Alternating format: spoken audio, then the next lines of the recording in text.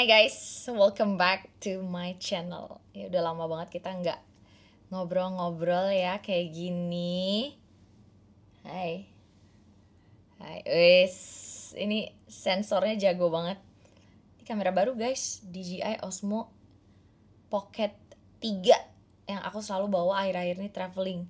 Ternyata dibikin ternyata buat ngevlog kayak gini juga cakep, dia bisa tracking tuh. Jadi kayak aku tidak akan out of frame.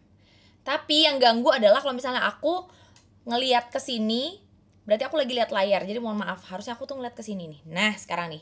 Tapi ini layar gede nih. Jadi lumayan mendistract. Jadi aku kadang ngeliat ke sini tuh. Tuh, oke. So ya, ngomong apa sih sebenarnya? Maaf ya udah lama nggak ngevlog. Apalagi ngobrol kayak gini, so agak-agak awkward. Jadi di video kali ini tuh aku akan menjawab pertanyaan-pertanyaan kalian yang sempat kalian tanyain di video treatment aku di Korea yang ini, which is itu udah beberapa bulan yang lalu. Makanya aku ngerasa kayak ngutang gitu kalau belum jawabin ke kalian, karena aku bilang juga kalau misalnya kalian ada pertanyaan aku suruh tulis di kolom komen kan. Nah itu udah ada beberapa pertanyaan tapi aku belum sempat jawabin sampai detik ini. Akhirnya aku bisa jawabin. So ya kita langsung aja masuk ke pertanyaan-pertanyaannya. Tapi sebelumnya buat yang bingung ini pertanyaan apa sih maksudnya, kalian bisa nonton dulu vlog yang ini, dimana aku itu nyobain treatment di klinik, salah satu klinik trusted dan lumayan populer juga di Korea, namanya Tongin Clinic. Di situ tuh ada pengobatan tradisional untuk tubuh dan wajah, dimana aku berkesempatan kemarin untuk nyobain keduanya. Kalau pengobatan tubuh itu lebih kayak ke akupuntur, terus juga ada chiropractic kayak yang di krek itu ada semua. Terus kita juga dicek dulu, dianalisa dulu masalah-masalah di tubuh kita tuh apa, problemnya apa. Bahkan sampai ketahuan aku tuh kurang tidur, kurang istirahat, itu semua ketahuan. Gila, canggih banget. Nah kalau untuk treatment kecantikan sendiri, untuk wajah sendiri, metodenya juga masih dibilangnya tuh tradisional, tapi sebenarnya dengan teknologi yang sudah sangat modern gitu di Korea, jadi otomatis udah canggih banget. So ya, ini hasilnya setelah beberapa bulan. Ini nih banyak banget yang komen, Kanatia mukanya berubah, makin lama makin runcing, dagunya makin lama makin runcing. Itu banyak banget, nggak di TikTok, di shorts, bahkan sampai ke yang ngebully juga bilang dagu aku terlalu runcing. Itu ada, kayak orang jadi fokus kayak apaan tuh tajam banget gitu, padahal aku nggak ngapa-ngapain. Ini memang dagu asli aku, ini keturunan ya dari mama. Jadi aku, adek aku juga, Naisa, kalau kalian perhatiin itu dagunya bener-bener tajam banget. Tapi mungkin selama ini tuh nggak begitu kelihatan karena aku lumayan cabi kan. Terus sekarang tuh aku udah diet, udah lumayan kurusan, olahraga dan segala macam. Plus aku treatment di Tongin, ada namanya thread lift acupuncture. Jadi kulit wajah kita tuh kayak di shape sedemikian rupa, jadi bentuknya tuh kayak V gitu loh hasilnya gitu. Apalagi nih buat aku yang kata dokternya bentuk muka aku tuh sebenarnya udah V, tinggal di enhance lagi. Jadi nggak usah dibentuk, nggak usah di surgery, nggak usah diapa-apain, tinggal di thread lift aja itu langsung kelihatan makin V gitu, karena bentuk pada dasarnya udah dagunya udah tajam gitu ya. Jadi nggak ada surgery, oplas, filler, apalagi filler buat nambah volume dagu gitu, nggak ada. Kalian nih dagu aku asli. Kalau misalnya aku treatment juga nih di klinik, misalnya facial apa segala macam, itu dokternya pasti nanya kayak filler dagu di mana. Jadi aku nggak marah sama kalian yang ngomong aku filler, karena dokter aja terkecoh gitu bilang dagu aku tuh filler. So oke. Jadinya panjang sebelum menjawab pertanyaan. Intinya itu setelah treatment muka aku tuh makin kelihatan bentuknya itu V banget. Kalian bisa lihat tuh, tanpa operasi rahang, tanpa surgery, tanpa filler. Pertanyaan pertama lah, Kak, di Korea kan ada banyak klinik, gimana sih caranya tahu kliniknya trusted yang mana gitu? FYI, yes, di Korea tuh banyak banget klinik kecantikan. I think it's one of their main businesses, klinik kecantikan. Makanya yang surgery di Korea itu banyak banget. Yang nggak cuma surgery, even kayak treatment biasa pun itu juga banyak banget. Rejuvenation, laser, atau untuk treatment kulit apa segala macam tuh banyak banget. Dan Tongin Clinic yang aku datengin itu salah satunya. Nah gimana caranya biar kita percaya dan akhirnya berani melakukan treatment gitu, untuk tahu yang mana yang beneran trusted, mana yang bukan klinik abal-abal? Well, salah satunya pasti yang jelas harus ada websitenya, dan di sana harus terpampang jelas dokter-dokternya. Jadi jelas gitu, ini yang akan melakukan prosedur atau melakukan treatment di tubuh atau wajah kita, itu kita harus tahu orang-orangnya siapa dan itu terpampang jelas. Terus jangan lupa juga lihat testimoni orang yang sudah pernah treatment di sana. Jadi sebelum aku memutuskan untuk treatment di Tongin, aku lihat banyak banget testimoninya. Jadi banyak kayak vlogger yang udah nyobain, terus testimoninya bagus. Terus juga aku lihat pas masuk klinik itu muka-muka dokternya, ada 4 orang, dokter intinya itu ada di depan klinik. Jadi nggak mungkin dong aku berani masuk gitu kalau misalnya kayak ini dari luar aja kayak gelap, terus nggak ada banner, terus dokternya nggak tahu siapa gitu, nggak mungkin. So yang pasti riset dulu. Dan untuk Tongin sendiri, aku udah lihat dengan mata kepala aku sendiri, sama Randy juga, sertifikat dokternya itu banyak banget. Jadi sama sekali bukan dokter yang abal-abal atau dokter baru, enggak, dia sudah melakukan ini puluhan tahun, jadi dia sudah ahli di bidangnya. Itu sih, karena untuk muka sama badan, apalagi masalah kesehatan, kecantikan, kesehatan sih juga ya, maksudnya kalau nggak sehat nggak mungkin cantik, ngerti nggak maksud aku? Itu tuh nggak boleh yang abal-abal sama sekali, jadi risetnya harus bener. So ya hati-hati, harus ada rekomendasi juga, itu sih maksudnya yang sudah pernah melakukan, itu penting banget. Sama legitimasinya bisa kalian lihat dari ya website, dokter, terus keberadaan kliniknya sendiri itu gimana. Ini juga pertanyaan terbanyak ya, Kak, treatmentnya sakit nggak? Well, yang namanya treatment pasti sakit, apalagi kalau di badan kalian tuh ada yang bermasalah. Nggak mungkin aku bilang kayak enggak kok nggak berasa, justru itu bakal aneh kalau misalnya nggak berasa tuh kayak kalian diapain gitu, jangan-jangan kalian nggak diapain gitu. Let's say kita fisioterapi aja, misalnya lutut aku kayak pernah cedera, itu pas di treat itu sakit banget, pas di ultrasound itu sakit banget karena ada yang nggak beres gitu di lutut kita, di bagian tubuh kita yang nggak beres tuh pasti rasanya tuh akan sakit gitu. Nah kalau untuk treatment yang aku lakuin sendiri kemarin, chiropracticnya aku kira bakal sakit banget, aku deg-degan banget karena belum pernah chiropractic sama sekali, tapi ternyata setelah dilakukan kretek-kretek itu di badan aku, apapun itu bentuk sakitnya menurut aku worth it, karena badan aku jadi kayak melayang, enteng banget. Semua yang sakit-sakit, yang ngilu-ngilu, yang tegang-tegang, yang tense, yang bikin susah tidur apa segala macam, seketika tuh berasa kayak enteng banget. Nah untuk treatment yang paling sakit menurut aku, kalau yang lain standar ya, chiropractic tuh lumayan. Kalau yang acupuncture dan lain-lain itu menurut aku kayak udah sering aku lakukan, jadi pain levelnya 2/10.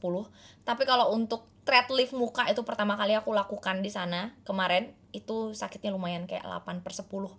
Sakit banget cuy, sakit banget.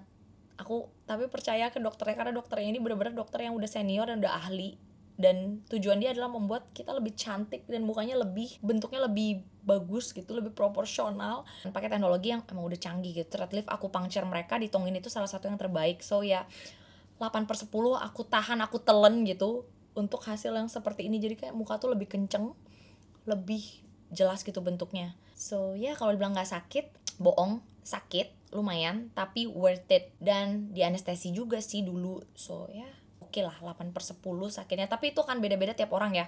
Mungkin ada yang bisa jawab nanti 10/10, atau mungkin yang kalau yang udah kebal jawab 5/10 juga bisa.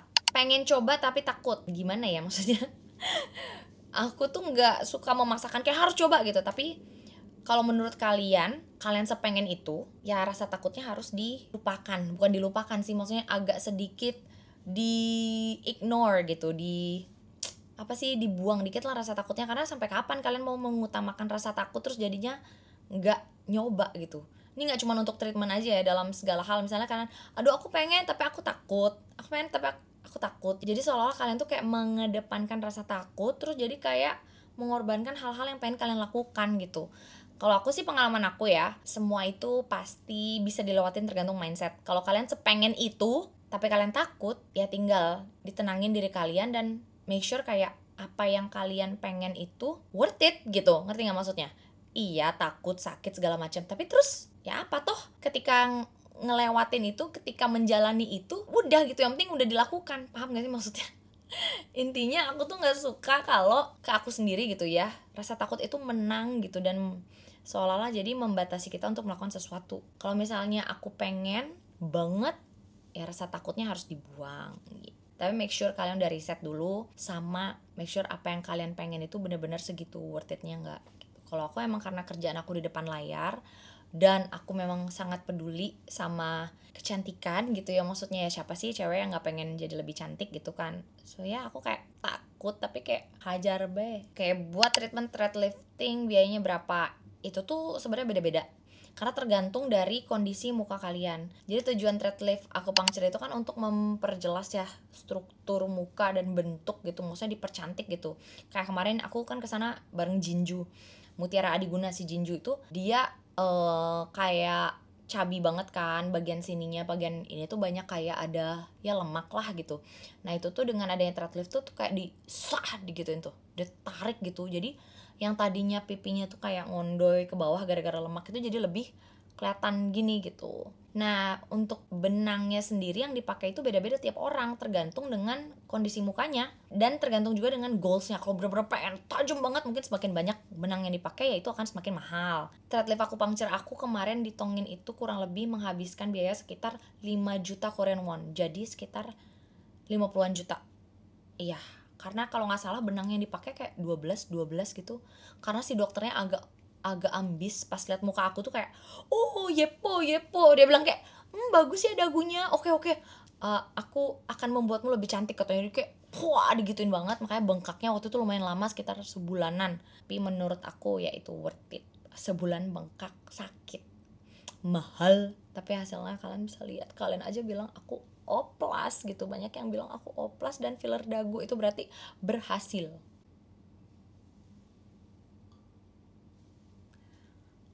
Oke, untuk memperjelas ini aku punya foto before dan after treatment ya.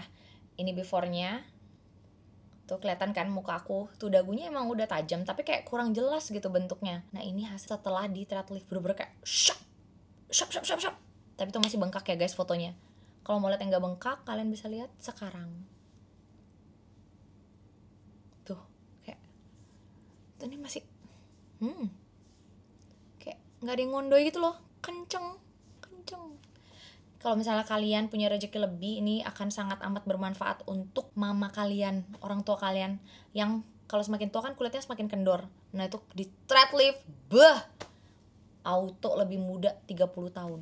Karena si dokternya cerita istri mereka sendiri tuh thread lift, mereka suruh thread lift dan kelihatan awet muda banget, kayak cakep banget hasilnya. Kalau kak aku tertarik buat treatment thread lifting di Korea, worth it nggak? Hasilnya tahan berapa lama? Well, kalau untuk ketahanannya sendiri itu tergantung masing-masing orang. Semakin lifestyle kalian bagus, semakin tahan lama. Misalnya semakin kalian jaga makannya lebih clean, berarti kan lemak-lemak ini akan tidak tertimbun ya, jadi hasilnya tuh akan semakin bertahan lama.